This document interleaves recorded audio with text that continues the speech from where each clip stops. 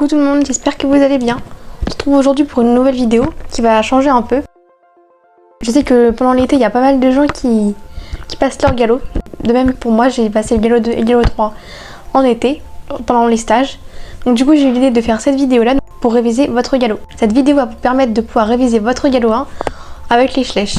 Je ferai aussi le galop 2, le galop 3 et le galop 4 parce que j'ai ces galops-là. Enfin, j'ai galop 3 et j'ai le niveau galop 4, du coup je connais déjà. Et j'ai pas le niveau pour galop 5, 6, 7, donc je vais pas vous montrer n'importe quoi.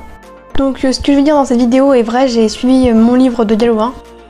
Et il y aura un petit quiz à la fin sur le galop 1. Je vais faire très prochainement les vidéos pour le galop 2, le galop 3 et le galop 4. Pour commencer, vous devez connaître les différents endroits du centre équestre. Donc ici, il y a l'accueil, où vous pourrez prendre des cours d'équitation. Le clubhouse, là l'endroit pour tous les cavaliers. Donc vous pouvez manger, lire, vous reposer, comme vous voulez ici, c'est pour les cavaliers. Puis il y a l'écurie, donc là c'est les chevaux, c'est le lieu de vie des chevaux. Donc là où ils dorment, ils mangent, ils se reposent.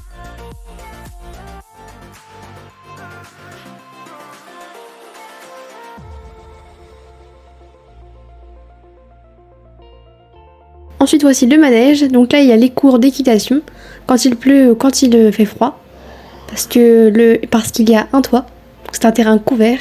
Il y a aussi la douche, donc là c'est l'endroit où l'on douche les chevaux et on les brosse. Ensuite vous devez connaître les allures. Donc là par exemple le poney est au pas. Le pas c'est l'allure la plus lente du cheval, c'est une allure qui est marchée à 4 temps, dans laquelle le cheval a toujours au moins 2 pieds au sol. Puis il y a le trot, donc le trot c'est plus rapide que le pas. Donc c'est une allure sautée à 2 temps dans laquelle le cheval entre chaque posée de membres n'a aucun pied au sol. Vous pouvez le voir, là la jument elle est au trot. Et pour finir il y a le galop, donc c'est l'allure la plus rapide. C'est une allure sautée à 3 temps, c'est-à-dire avec une alternance d'appui antérieur et postérieur et d'un temps de suspension. Ici le cheval est au galop. Vous pouvez aussi connaître les parties extérieures du cheval. Donc voici un schéma en 3 parties car le corps du cheval se décrit en 3 parties. Il y a les 3 parties du cheval, il y a l'avant-main qui va de la tête au garrot, le corps qui va du garrot au rein, et l'arrière-main qui va de la croupe à la queue. Et voici un deuxième schéma avec toutes les parties du cheval. Moi qui l'ai fait, donc il y a des choses qui sont approximatives, c'est pas exactement ça au niveau des traits, mais j'ai essayé de faire au mieux.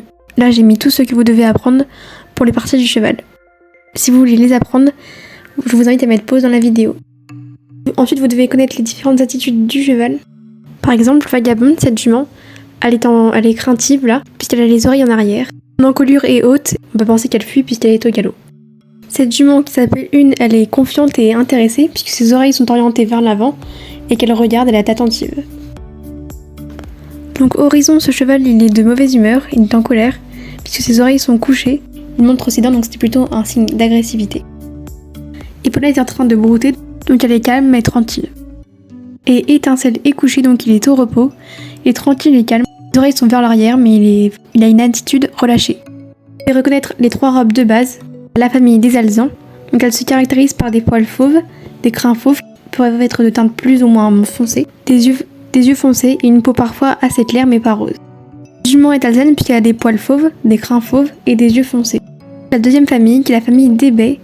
Donc elle se caractérise par des poils fauves avec des variantes possibles, des crins et des extrémités noires, une peau noire et des yeux foncés.